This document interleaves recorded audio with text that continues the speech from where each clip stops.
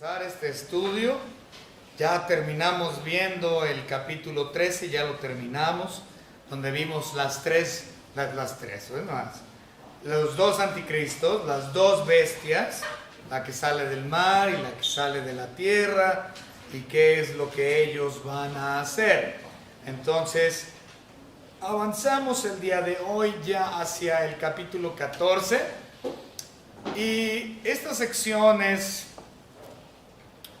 ha llegado a ser algo controversial, podríamos decir, en cuestión a su interpretación, en cuestión a lo que es hermenéutica. Vamos a ver ambas posturas, son dos posturas, en cuestión a estos 5 versículos, o más bien esta sección del capítulo 14. Entonces vamos a hablar de las dos posturas en un momento. Naturalmente nosotros nos vamos a enfocar en una de las dos posturas y también voy a explicar el porqué de eso. Pero bueno, en esta sección vamos a ver algo muy hermoso. Esta sección en torno a lo que es la redención. La redención, es decir, la compra de las almas sin Cristo. La compra de ellos. En específico, obviamente estamos hablando del tiempo de la tribulación, por lo tanto es específico a los santos de la tribulación. Recuerden que para este punto la iglesia ya no está, por lo tanto no aplica a la iglesia. Sin embargo, sí es en torno a la redención, y la redención nos ha cubierto a nosotros, la iglesia también. Ahora, dentro de lo que son las dos posturas, bueno, voy a leerlo nuevamente, estos 5 versículos. Por favor, síganme con su vista para que entiendan lo que está sucediendo. Y ahorita les voy a hablar de las dos posturas. Versículo 1, Apocalipsis 14, de 1 al 5. Después miré, y aquí el Cordero estaba en pie sobre el monte de Sión, y con él 144,000 que tenían el nombre de él y él de su Padre escrito en la frente. Y oí una voz del cielo como estruendo de muchas aguas y como sonido de un gran trueno, y la voz que oí era como de arpistas que tocaban sus arpas y cantaban un cántico nuevo delante del trono y delante de los 4 seres vivientes y de los ancianos, y nadie podía aprender el cántico sino aquellos 144,000 que fueron redimidos de entre los de la tierra. Recuerden, el tema principal es redención. Versículo 4. Estos son los que no se contaminaron con mujeres, pues son vírgenes. Estos son los que siguen al Cordero por donde quiera que va. Estos fueron redimidos de entre los hombres como primicias para Dios y para el Cordero. Y en sus bocas no fue hallada mentira, pues son sin mancha delante del trono de Dios. Muy bien, las dos posturas que hay en relación a estos versículos o esta sección. Primer postura, que Cristo para este punto ha concluido su ministerio terrenal y se encuentra ya en el cielo, es decir, la Sión celestial. Estos que creen en esta postura no creen que los 144,000 que se mencionan en estos versículos son los mismos del capítulo 7. Si nosotros regresamos al capítulo 7, podemos ver ahí en los primeros, toda la sección del capítulo 7, que habla acerca de los 144,000 sellados. Entonces, la primera postura es que Cristo ya terminó y culminó con su ministerio aquí en la tierra y se encuentra en la Sión celestial, y que los 144,000 que se mencionan aquí no son los mismos del capítulo 7, sino que representan a todos los redimidos de todas las edades.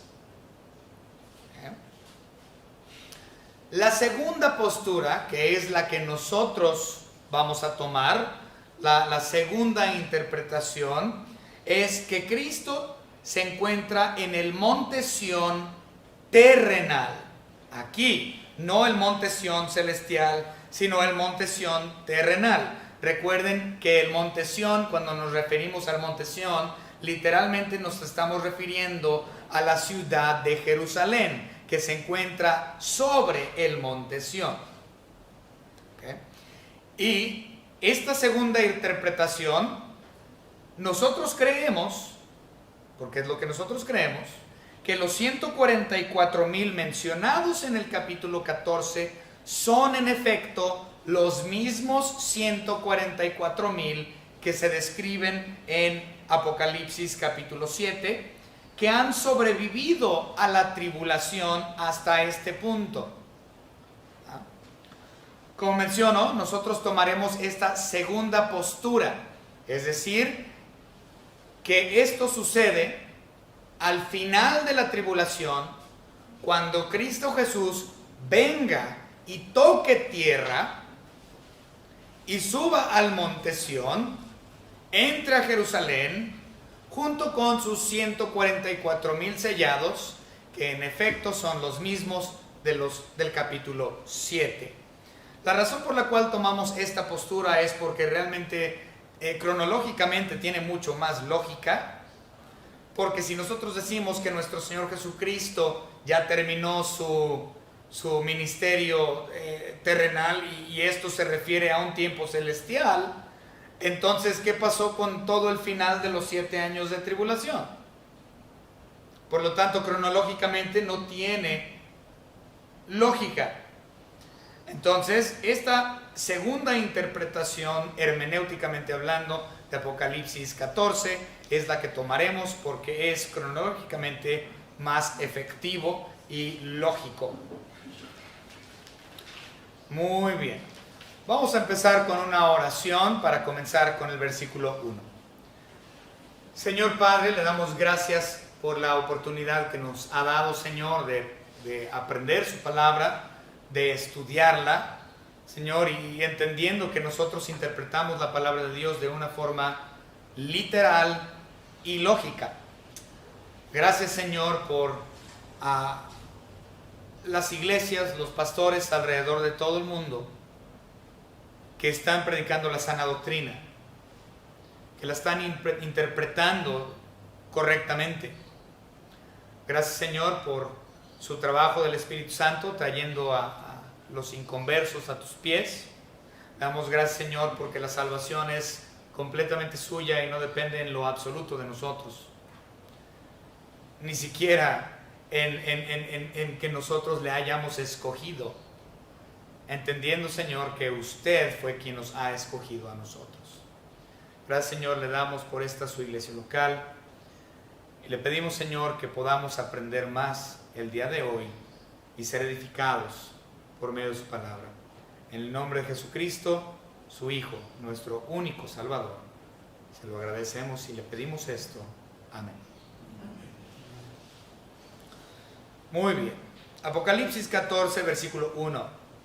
Inmediatamente vemos algo que está diciendo aquí Juan como un patrón que constantemente usa a lo largo de todo el libro de Apocalipsis. Si nosotros regresamos desde el capítulo 1 de Apocalipsis y observamos, el apóstol Juan, hace un patrón. El patrón que él siempre dice es: lo que vi y lo que oí, lo que he visto y lo que he oído. ¿Por qué? Pues porque todo lo que él ve y oye desde el capítulo 2 es en una visión que Dios le está mostrando mientras él está sentado expatriado en la isla de Patmos. ¿Okay? Entonces, a lo largo de todo Apocalipsis, él describe lo que ve y lo que oye. Y aquí este patrón sigue igual. Vemos en el versículo 1, dice: después miré, es decir, las cosas que he visto. Y en el versículo 2 dice: y oí, es decir, las cosas que ha oído. Entonces este patrón sigue a lo largo de todo y esto no es la excepción. Muy bien, entonces después dice: después miré y aquí el Cordero. Sin duda alguna, el Cordero se refiere a la persona de nuestro Señor Jesucristo, quien es el Cordero de Dios que quita el pecado del mundo.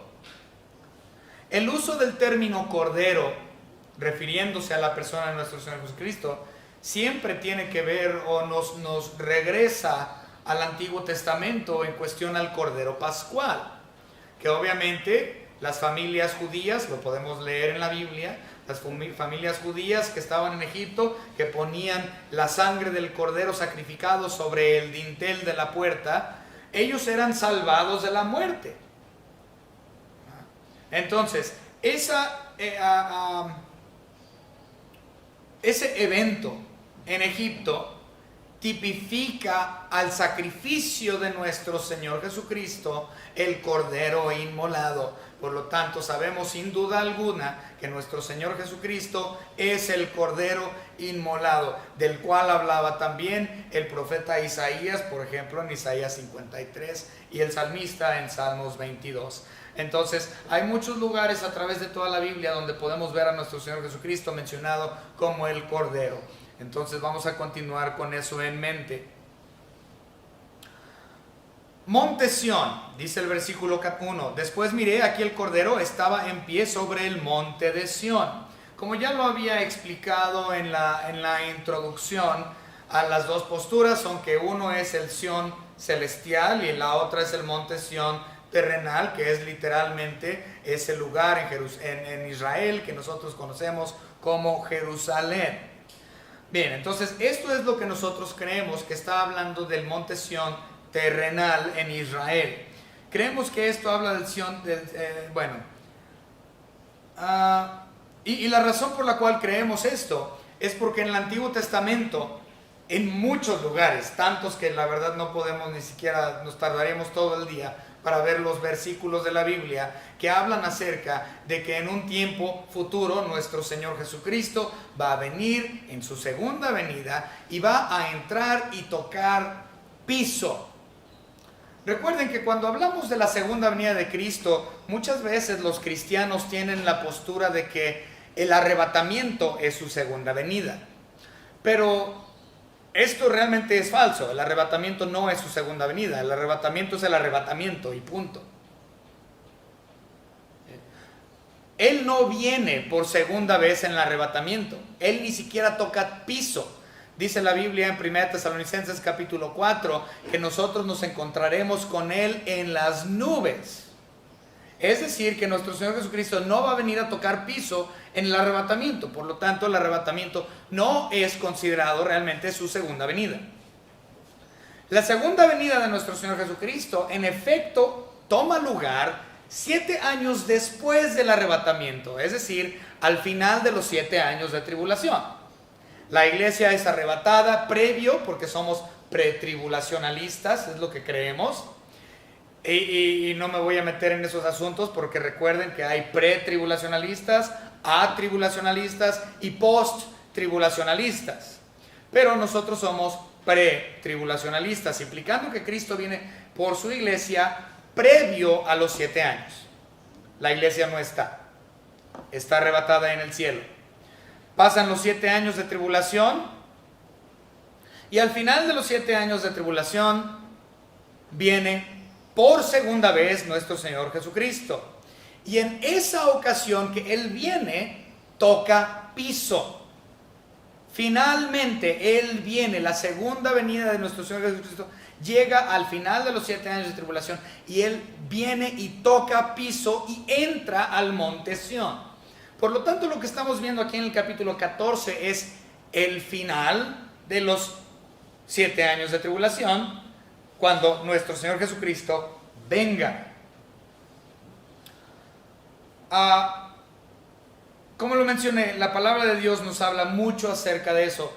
Vamos a ver Salmos capítulo 48, no nos vamos a tardar mucho en ver estos versículos porque les digo, son muchísimos versículos que nos hablan del tema de la segunda venida de Cristo, cuando Él viene y toca piso en lo que es Jerusalén de forma literal. Vamos a ver los Salmos capítulo 48 y vamos a regresar a este capítulo más adelante, vamos a ver otro versículo, entonces mantengan su dedo ahí en Salmos 48 porque vamos a regresar ahí nada más para un versículo más. Pero vamos a ver 48, Salmos 48, 1 y 2, dice: Grande es Jehová y digno de ser en gran manera alabado, en la ciudad de nuestro Dios, en su monte santo. Hermosa provincia, el gozo de toda la tierra, es el monte de Sión a los lados del norte, la ciudad del gran rey. Pero ahí no se está refiriendo a David como el gran rey, sino que ahí el versículo 2 de Salmos 48 se está refiriendo al Rey de Reyes y Señor de Señores, nuestro Señor Jesucristo. Por lo tanto, entendemos que por medio de estos dos versículos que Él va a regresar y va a estar dentro de Israel, sobre el monte Sión, que es el monte santo, en la ciudad de Jerusalén, porque Él es el Rey y va a asumir su trono que le corresponde, va a tomar el trono que le corresponde. También vamos a ir a Isaías para ver otro versículo. Isaías capítulo 24 y versículo 23. Isaías 24, versículo 23. La luna se avergonzará y el sol se confundirá cuando Jehová de los ejércitos reine en el monte Sión y en Jerusalén, y delante de sus ancianos sea glorioso. Por lo tanto, podemos ver que nuestro Señor Jesucristo, quien es Jehová Dios del Antiguo Testamento, déjenme decirles, Cristo del Nuevo Testamento es Dios Jehová del Antiguo Testamento. Y dice que Dios Jehová va a reinar, es decir, Cristo va a reinar en Sión, en Israel. Y para que Él reine, Él tiene que estar físicamente, corpóreamente, en ese lugar. Ahora, yo recuerdo que cuando estábamos estudiando el libro de Nehemías hace ya varios años y algunos otros libros de profetas menores, habíamos estudiado, también en mayores, habíamos estudiado que nuestro Señor Dios, Jesucristo, va a venir y, como ya mencioné, va a sentarse en el trono de David su padre, pero cuando Él venga va a entrar por el lado oriente de la ciudad. Si ustedes recuerdan, le hubiera pedido al hermano Víctor que me pusiera una imagen, pero no lo hice. Si ustedes recuerdan, muchas veces hemos visto una imagen de lo que es llamado la puerta oriental, también conocido en Israel como la puerta dorada. Ahora, la puerta oriental es la puerta que se encontraba en el muro de Nehemías, el muro original, el muro que edificó Nehemías. La puerta oriental era la más cercana al templo, al tabernáculo. Y entendemos por lo que leemos en la Biblia que cuando Él descienda o regrese nuevamente, Él va a tocar piso en lo que fue conocido en la Biblia y hasta el día de hoy conocido como el Monte de los Olivos, es decir, el huerto de Getsemaní. Y cuando Él descienda, Él va a entrar por el oriente y va a entrar por la puerta que hoy está tapada. Está la puerta, se ve la imagen de la puerta, pero la tienen toda llena con tabiques, la tienen cerrada. Y esta es la puerta oriental. Abajo de la puerta oriental, en las imágenes que pueden encontrar en internet en cualquier parte, fácil lo encuentran, abajo de la puerta oriental hay un cementerio musulmán. Esto fue puesto ahí a propósito, porque los musulmanes saben que Israel está esperando a su Mesías, que vendrá del oriente. Y ellos, los musulmanes, también saben que los israelitas tienen prohibidísimo tocar tumbas, porque si ellos tocan una tumba o un muerto o un cadáver, ellos se hacen inmundos y requiere de purificación. Entonces los musulmanes, los islámicos, han puesto afuera de la puerta oriental un cementerio musulmán y está tapado ahí para que el Mesías de los judíos no entre por la puerta oriental cuando venga por segunda vez para entrar al templo y tomar el trono que a él le corresponde. Pero vamos a ver unos versículos. Mateo capítulo 24. Aquí nuestro Señor Jesucristo es el que está hablando de las cosas por venir. Recuerden que Mateo 24 está totalmente dedicado a cuestiones escatológicas. Entonces Mateo capítulo 24, versículo 27. Porque como el relámpago que sale del oriente y se muestra hasta el occidente, así será también la venida del Hijo del Hombre. Es decir, que va a entrar del lado oriente, va a entrar, no le va a importar que esté ahí el cementerio musulmán, no le va a importar que la puerta dorada esté tapada con tabiques. Estamos hablando de nuestro Señor de señores, Rey de reyes, nuestro Señor Jesucristo, el Todopoderoso. ¿Ustedes creen que le va a importar que hay un cementerio musulmán enfrente de, como obstáculo para que Él entre a su monte santo? A Él no le va a importar ese obstáculo o que lo tienen todo entabicado, no le importa. Con el poder de su palabra todo eso se mueve. Él va a entrar del lado oriente y va a ir hacia el occidente para entrar por la puerta oriental y entrar al tabernáculo. También lo podemos ver en Ezequiel. Vamos rápido a ver Ezequiel.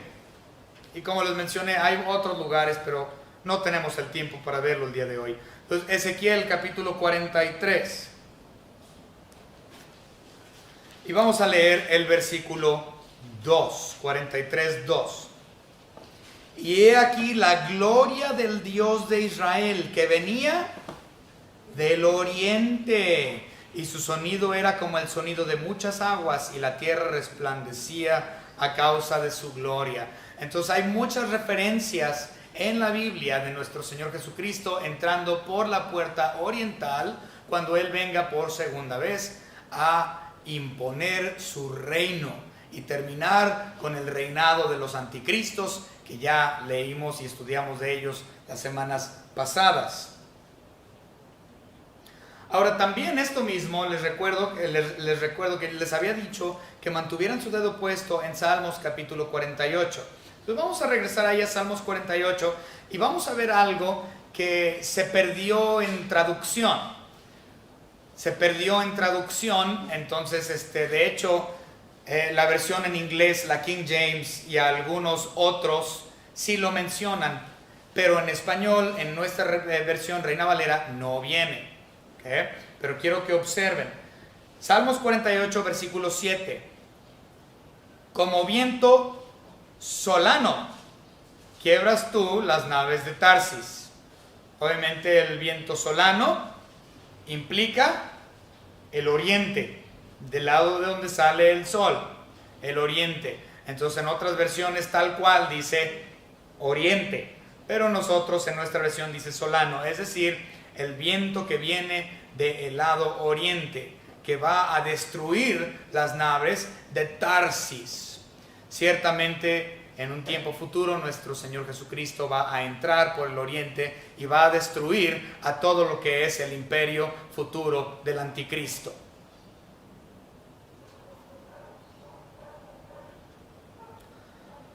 Aquí en el versículo 1 que estamos estudiando de Apocalipsis 14 también nos menciona aquí los 144,000.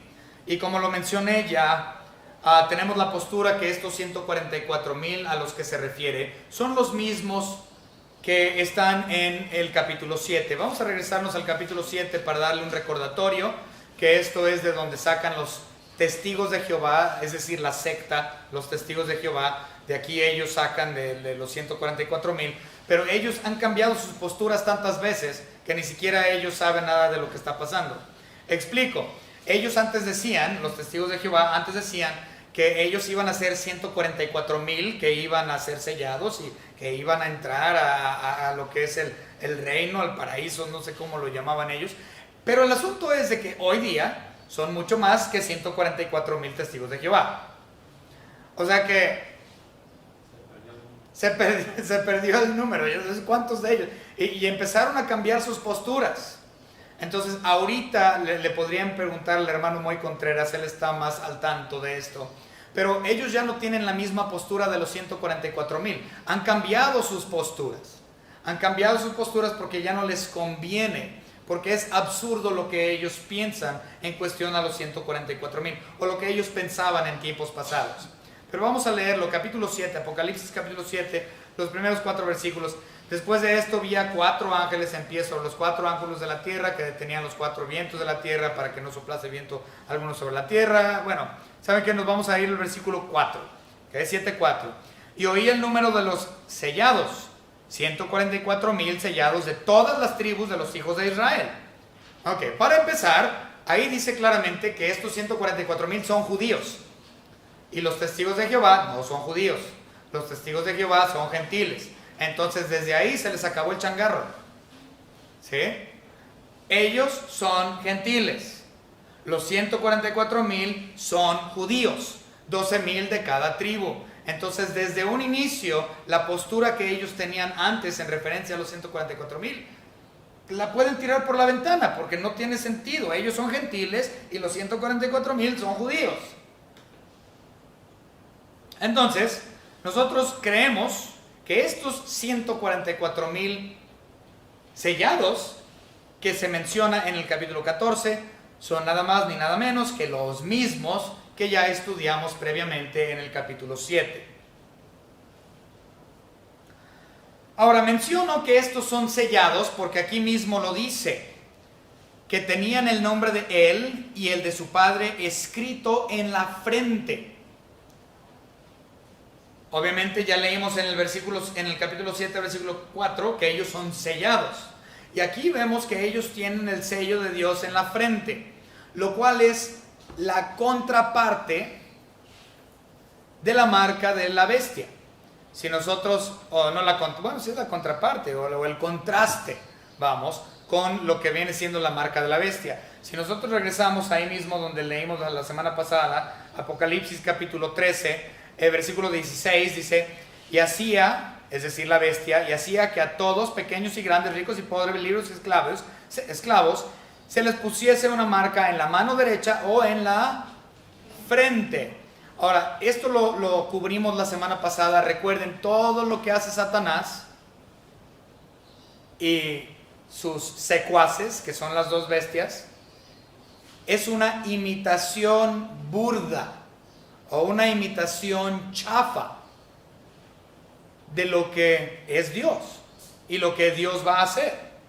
Entonces la marca de la bestia, como ya lo habíamos mencionado, es tan solo una imitación de lo que Cristo Jesús ya hizo con el sello del Espíritu Santo. Y en este caso es el sello de los 144,000 judíos.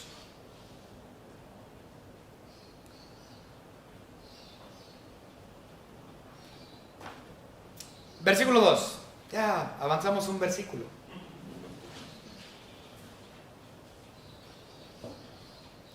Apocalipsis 14:2. Y oí una voz del cielo como estruendo de muchas aguas y como sonido de un gran trueno, y la voz que oí era como de arpistas que tocaban sus arpas. Mientras el versículo 1 es terrenal, el versículo 2 cambia de escenografía. La escena cambia del versículo 1 al versículo 2. En el versículo 1 es terrenal, es Cristo Jesús en Monte Sión, en Jerusalén, en el país de Israel. En el versículo 2 la escena cambia a una escena celestial. Observen lo que dice. Y oí una voz, ¿de dónde? Del cielo. Entonces ya está hablando o cambiando la escenografía. Ya no estamos hablando de aquí en la tierra, en Israel, en Jerusalén, en el Monte Sión, sino que ahora sí, a partir del versículo 2, cambia y estamos hablando de cuestiones celestiales. Dice aquí los arpistas en el cielo. Estos mismos arpistas a los que se refiere aquí 14:2 son los mismos que vamos a ver más adelante. Es más, vamos a verlo en Apocalipsis capítulo 15, del versículo 2 al versículo 4, hay mención de estos mismos. Del 2 al 4, vi también como un mar de vidrio, eso lo vimos en el capítulo 4, si ustedes recuerdan, y vamos a hablar de eso en un momento también. Vi también como un mar de vidrio mezclado con fuego, y a los que habían alcanzado la victoria sobre la bestia y su imagen, y su marca del número de su nombre en el pie sobre el mar del vidrio con las arpas de Dios. Y cantan el cántico de Moisés, siervo de Dios, y el cántico del Cordero, diciendo: grandes y maravillosas son tus obras, Señor Dios Todopoderoso, justo y verdadero son tus caminos, Rey de los santos. ¿Quién no te temerá, oh Señor, y glorificará tu nombre? Pues solo tú eres santo, por lo cual todas las naciones vendrán y te adorarán, porque tus juicios se han manifestado. Estos arpistas son los que están cantando. Este es el canto de Moisés. ¿Okay? Recuerden, los cánticos en la palabra de Dios son muy importantes. De hecho, todo el libro de los Salmos es un himnario. Y encontramos muchos cánticos, incluso en el Nuevo Testamento. Y cada canto es específico a una cosa. Cada himno es específico a una cosa. Y estos músicos celestiales, los arpistas, en el capítulo 15 van a estar haciendo un cántico de Moisés. Pero aquí en este capítulo, en el 14, ellos están haciendo un cántico nuevo, dice el versículo 3. Este es un cántico distinto. Y ahorita vamos a tocar ese tema. Pero como lo mencioné, en el capítulo 15 ellos van a estar tocando, versículos 2 al 4, delante del trono de Dios, enfrente de lo que es el mar de cristal o el mar de vidrio. Si nosotros regresamos a Apocalipsis capítulo 4, ahora esto es para refrescarles la mente, porque ya lo estudiamos hace ya meses y meses y meses. Entonces, si regresamos a Apocalipsis capítulo 4, estudiamos acerca de ese mar de vidrio. Apocalipsis 4:6, y delante del trono había como, es decir, del trono celestial, había como un mar de vidrio semejante al cristal, y junto al trono y alrededor del trono 4 seres vivientes llenos de ojos delante y detrás. También vamos a hablar de esos mismos 4 seres vivientes otra vez. De hecho, nos tardamos un par de semanas, recuerdo, para estudiar acerca de los 4 seres vivientes. Hoy no vamos a tomar el tiempo para volver a verlo. Pero bien, entonces este mar de vidrio que se menciona aquí en el 4 y también en el 15, recuerden, habíamos mencionado que el mar siempre representa una multitud pues sí, una gran gentío, un mar. De hecho, nosotros utilizamos la expresión, mira, es un mar de personas, cuando está lleno. Pero cuando nosotros tenemos un mar, el mar no es como de vidrio. Tú ves un vidrio y está así lisito, bonito, como cuando hay una laguna, ¿no? Un lago donde no hay olas, no hay ni ranas, ni peces, ni nada que venga y pique el agua. Se ve como vidrio. Entonces, la referencia a mar de vidrio implica los salvos de la iglesia, la multitud de los santos de la iglesia que estarán delante del trono de Dios, porque ellos han sido arrebatados. Ya no están aquí en el mundo, están en gloria con el Señor. Es un mar de almas, un mar de gente. Pero el mar es escandaloso. Hay olas, hay un montón de cosas, pero este mar es diferente, porque los que hemos o vamos a ser arrebatados, vamos a tener esa paz que sobrepasa todo entendimiento, a un nivel de perfección. Por lo tanto, el mar de vidrio hace referencia a los santos de la iglesia que se encuentran en el cielo, quienes tendrán una paz tan increíble que es como un mar de vidrio. Entonces, estos músicos, estos arpistas, están en el cielo y alaban al Señor con un cántico nuevo. Versículo 3. Este cántico nuevo, vamos a ver, es exclusivo a los 144,000 sellados. Dice el versículo 3. Y cantaban un cántico nuevo delante del trono y delante de los 4 seres vivientes. Ahí están los 4 seres vivientes, o también son conocidos como querubines. ¿Okay? Entonces, estos 4 seres vivientes y de los ancianos, y nadie podía aprender el cántico sino aquellos 144,000 que fueron redimidos de entre los de la tierra. Es un cántico exclusivo para los 144,000 sellados, o podríamos decir para los santos de la tribulación, quienes son redimidos durante ese tiempo. Es un cántico dándole alabanzas a Dios por haberles salvado, pero es exclusivo a los santos de la tribulación. Ahora, esta fiesta que se hace en el cielo con música y todo, ciertamente es algo que vemos, que nos dice Lucas capítulo 15, versículo 10, que nos dice que cada vez que un alma es salva, hay festejo en el cielo. Entonces, esto es lo que dice el versículo 10 del capítulo 15 de Lucas.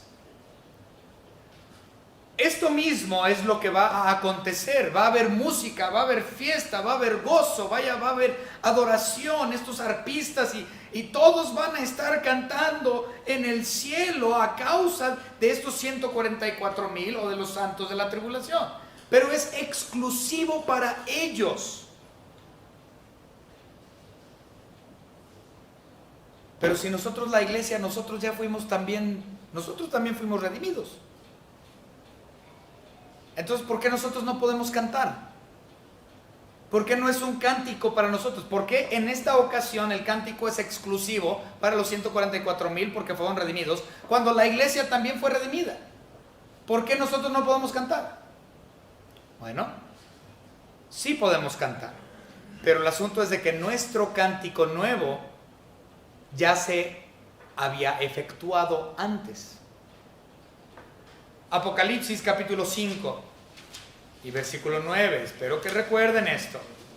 En Apocalipsis 5:9 dice: y cantaban un cántico nuevo, diciendo: digno eres de tomar el libro y de abrir sus sellos, porque te fuiste inmolado y por tu sangre nos has redimido para Dios de todo linaje y lengua y pueblo y nación.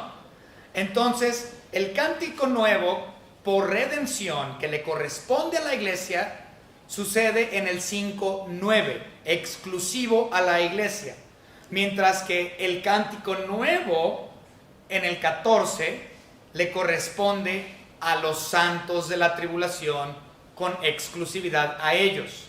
Entonces, en el 5:9 nosotros vamos a tener nuestro cántico de redención.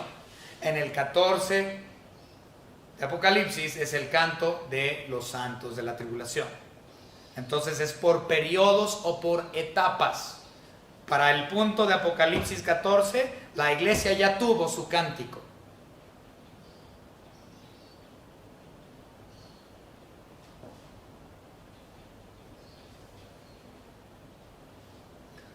Ahora, lo de los 4 seres vivientes, como ya lo mencioné, son los querubines. Ya lo leímos en Apocalipsis 4:6, que tienen ojos por todas partes y muchos pares de alas y tienen 4 lados de sus caras. Son seres que imponen respeto, ¿no? hasta miedo o temor de la descripción. Pero bueno, si quieren ver más acerca de eso, lo pueden ver también en Ezequiel capítulo 1.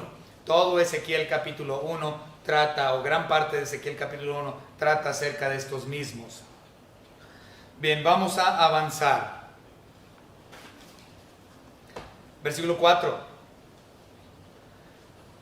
Estos son, hablando de los 144,000, estos son los que no se contaminaron con mujeres, pues son vírgenes. Con eso también le vuelven a dar en la torre a los testigos de Jehová. Número 1, ya vimos que los testigos de Jehová son gentiles. Y en el Apocalipsis 7 dice que los 144,000 son judíos, por lo tanto no es el mismo. Ahora, antes, como dije, ya han cambiado sus posturas. Ahorita no sé realmente qué es lo que crean, porque pues oye, Dios no cambia, pero pues los testigos de Jehová sí. Entonces, ellos antes decían que cualquier testigo de Jehová tenía la oportunidad de ser uno de esos 144,000, sea hombre o mujer. sea casado o sea soltero.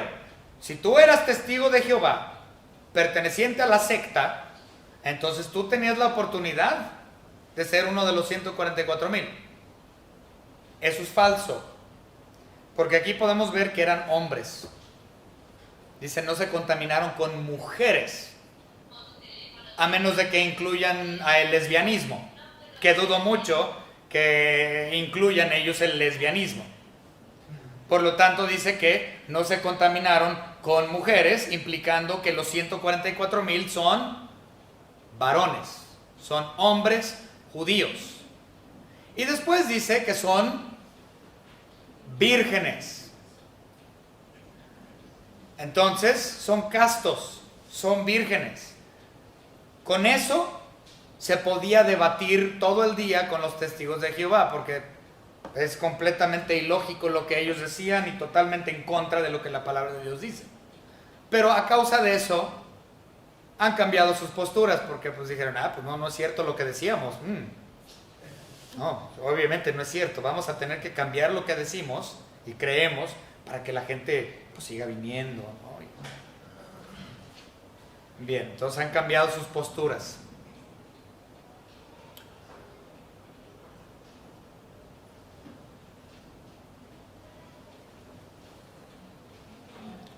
Lo que se me hace increíble, no increíble porque estamos hablando de Dios, lo que se me hace fascinante es de que estos 144,000 judíos, varones, castos, se van a mantener puros a pesar de todas las circunstancias que los rodean.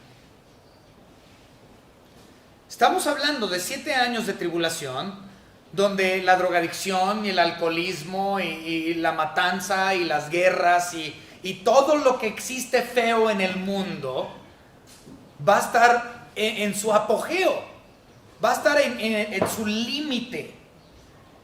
Y estos 144,000 judíos se van a mantener puros. Ahora escúchenme bien, iglesia. Se van a mantener puros a pesar de que el Espíritu Santo no mora en ellos de forma permanente. Porque recuerden que la permanencia del Espíritu Santo sobre el ser humano creyente termina con el arrebatamiento. Durante los 7 años de tribulación, el Espíritu Santo ya no va a tener permanencia o morada en las vidas de los creyentes. Y aún así, estos 144,000 se van a mantener puros, sin mancha, durante la época más pesada que este mundo jamás haya visto. Y quiero que lo pongan en esta perspectiva, para darle una aplicación. Los cristianos de hoy son débiles. ¿Por qué? Porque nosotros no tenemos las mismas circunstancias que ellos van a tener. Los problemas y todo lo que estamos viendo feo en el mundo hoy no ha llegado a su apogeo. Estamos tranquilos. Y vemos a tanto cristiano que está cayendo y cayendo y cayendo y no se mantiene puro y no se mantiene limpio. Cuando se supone que si eres cristiano, tienes al Espíritu Santo, Dios morando en ti. Dios mora en ti siendo cristiano y no puedes mantenerte puro en un mundo que ni siquiera es al nivel que va a ser en un futuro. No va a tener el mismo nivel de maldad. Y hoy no se pueden mantener puros teniendo el Espíritu Santo morando de forma permanente en ustedes, en nosotros. Porque todos somos culpables, porque la iglesia es débil. Si la iglesia realmente se sujetara a la persona de nuestro Señor Jesucristo como es debido, y entendiéramos la realidad de morir a nosotros mismos para vivir por Él, la iglesia sería fuerte y nos mantendríamos puros sin mancha. Pero la iglesia, los miembros, caen. caen en pecado, porque ellos le dan rienda suelta a los deseos de la carne. ¿Y estos 144,000? No le dan rienda suelta a la carne, sino que se están absteniendo de cualquier deseo carnal. Inclusive, pues para el hombre, los deseos más fuertes son el comer y el otro deseo o placer más grande humano, el sexo. Y ellos están limitando al deseo carnal durante el momento más feo de la historia del planeta, porque están muertos a ellos mismos y viven para Cristo. ¿Qué no se supone que la iglesia debería de tener ese poder y más? Teniendo el Espíritu Santo morando en nosotros 24 horas del día, hasta que Cristo nos lleve. La iglesia es débil.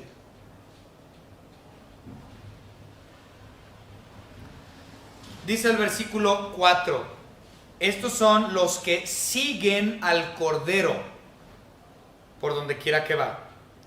Los que siguen al Cordero. Nuevamente, ellos se han negado a ellos mismos. ¿Qué dice Mateo 16:24? Niéguete a ti mismo, toma tu cruz y sígueme. ¿Y qué han hecho ellos?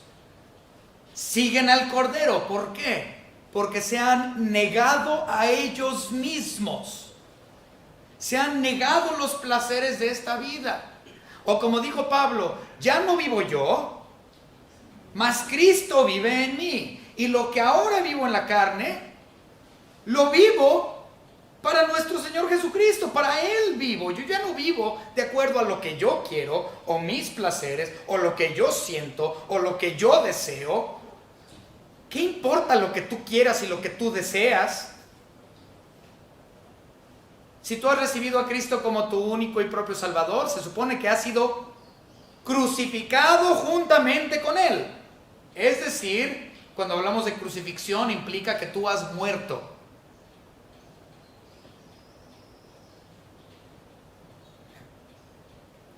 Hemos sido sacrificados, muertos a nosotros mismos. ¿Quieres seguir a Cristo? Pues los 144 siguieron a Cristo, o van a seguir a Cristo, porque se han negado a ellos mismos.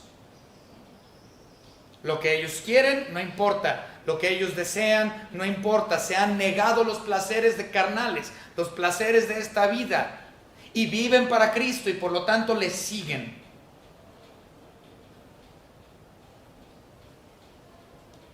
La iglesia hoy es débil.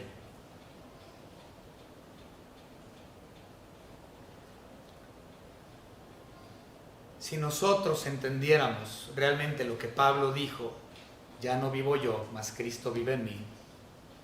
Si nosotros realmente entendiéramos, niégate a ti mismo, toma tu cruz y sígueme. La iglesia sería totalmente otra cosa. Pero los creyentes, o dicen ser creyentes, no se niegan las cosas. Al contrario, dicen, tengo libertad en Cristo Jesús, puedo hacer lo que mi regalada gana se me pegue, que al cabo Él ya me perdonó. Mi nombre ya está inscrito en el libro de la vida desde antes de la fundación del mundo, y por lo tanto todos mis pecados son perdonados, pasados, presentes, futuros. Entonces yo le puedo dar rienda suelta a mis deseos. Falso. Totalmente falso. El hecho de que estoy bajo gracia no me da la libertad en cuestión al libertinaje. Yo aún voy a rendir cuentas ante Dios en el tribunal de Cristo, como dice 1 Corintios capítulo 5 y versículo 10. Voy a rendir cuentas.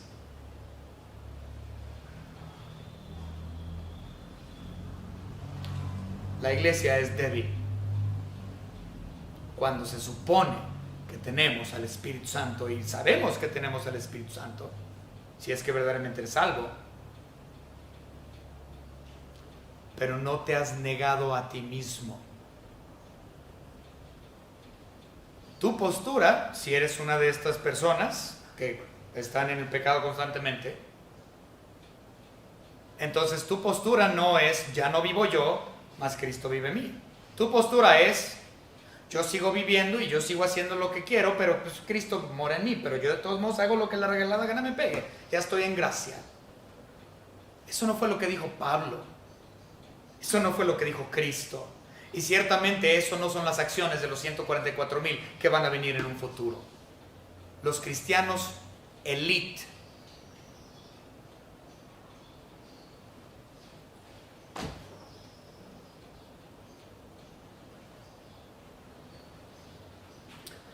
Vamos a ver 2 Corintios capítulo 11.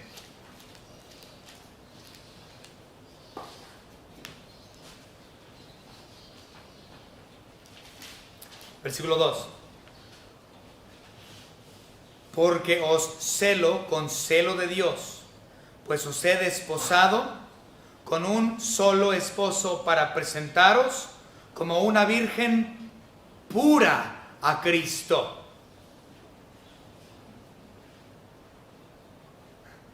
La iglesia va a ser presentada pura y sin mancha y perfecta a nuestro Señor Dios, el esposo. Pues así va a ser porque Él nos ha perdonado todos nuestros pecados, en efecto. Pero la iglesia realmente está lejos de ser virgen y pura y blanca y sin mancha. Esa es la realidad.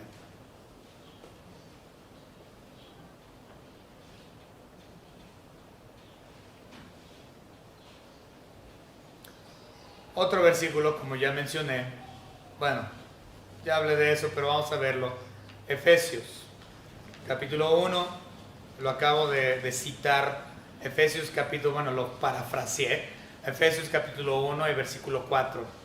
Según nos escogió en Él antes de la fundación del mundo, para que fuésemos santos y sin mancha delante de Él en amor, habiéndonos predestinado para ser adoptados hijos suyos por medio de Jesucristo, según el puro afecto de su voluntad, para alabanza de la gloria de su gracia, con la cual nos hizo aceptos en el amado. ¡Wow! Qué hermosos, hermosos, hermosos versículos. Y los cristianos al leer esto dicen que al cabo ya estoy sin mancha, ya estoy bajo gracia, ya estoy predestinado, ya estoy en el libro de la vida, yo puedo hacer lo que la regalada gana se me pegue. Y no es así.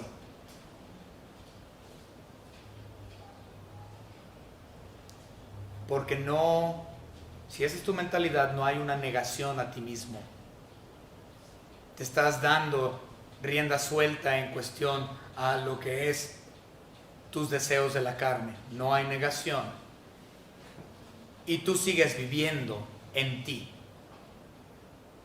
en vez de estar muerto a tus delitos y pecados.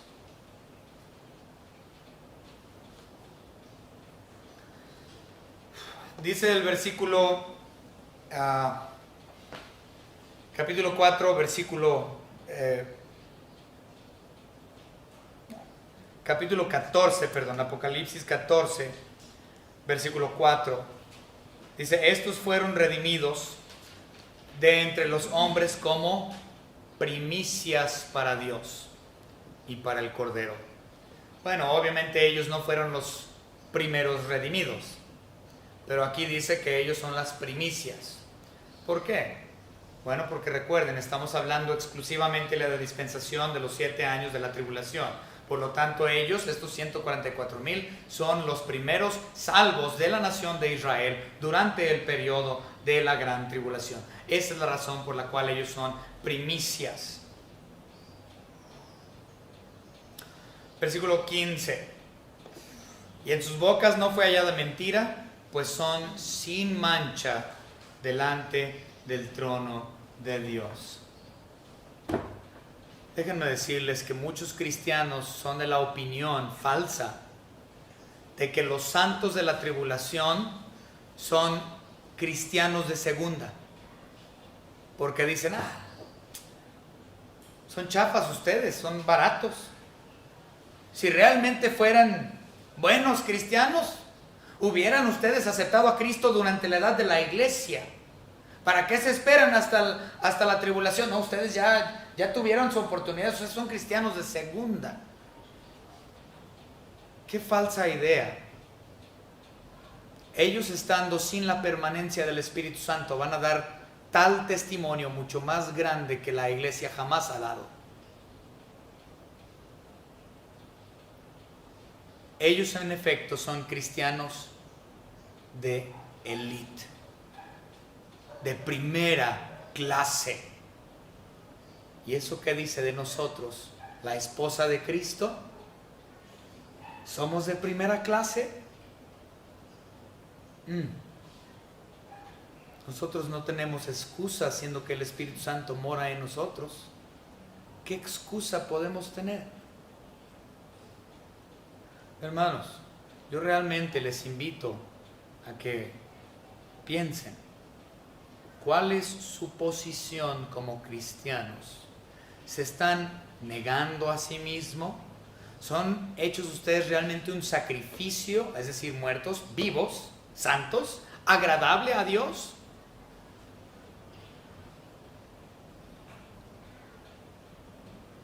¿O son una esposa manchada?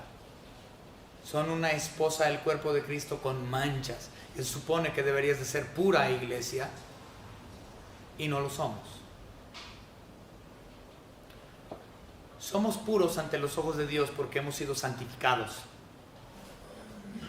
Entiendan eso.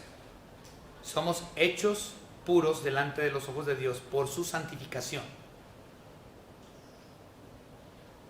Pero nosotros como individuos seguimos en este cuerpo pecaminoso y lamentablemente tantos le damos rienda suelta cuando deberíamos de mantenernos puros, castos, sin mancha para aquel quien nos redimió.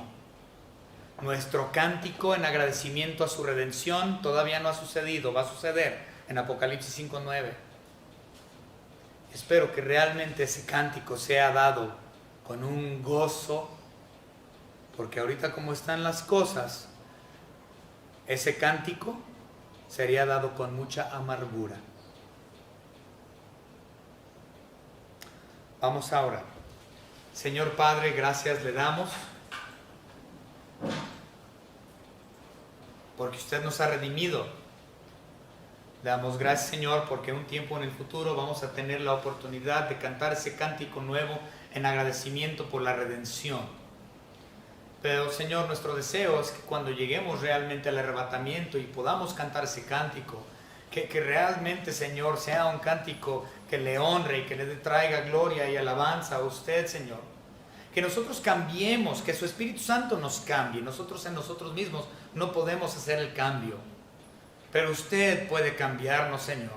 Usted puede ayudarnos a comprender que debemos estar muertos a nosotros mismos, negándonos los placeres carnales, los placeres pecaminosos, los placeres de esta vida que no le traen honra y gloria. Señor, al estar estudiando acerca de la élite de cristianos que vendrán, los 144,000, damos gracias por ellos. Y damos gracias, Señor, también porque ellos son realmente un modelo a seguir para nosotros hoy, quienes los precedemos. Le damos gracias por la redención que ellos también van a tener por medio de su Hijo Jesucristo y el cántico nuevo que ellos van a cantar. Gracias, Señor, por todo lo que nos ha dado, su salvación, la cual ciertamente no merecemos. En el nombre de su Hijo Jesucristo, nuestro único Salvador, Señor, Rey de Reyes. En su nombre se lo pedimos, se lo agradecemos, Señor. Amén. Amén.